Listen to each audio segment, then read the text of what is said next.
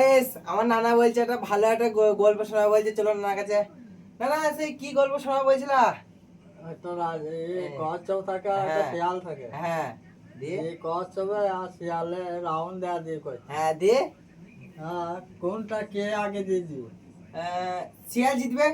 শিয়াল দিয়ে দিবে না কচ্ছপটা দিয়ে হ্যাঁ দিবে? বুড়ো শিয়াল জিতবে জিঙ্গো। হ্যাঁ কচ্ছপ দিয়ে হ্যাঁ দিবে। বুড়ো শিয়াল জিতবে কি হ্যাঁ, করে? কচ্ছপ তোমার কি দিয়ে করে দিবে। বললো দিকে?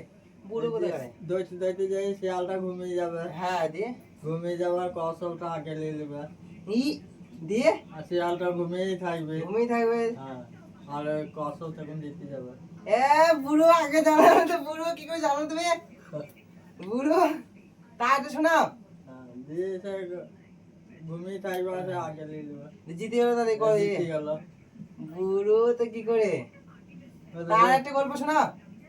হ্যাঁ আর শুনতে হবে না, আরে শোনাও, আর জানি না। আরে শোনাও। হ্যাঁ ভালো। এই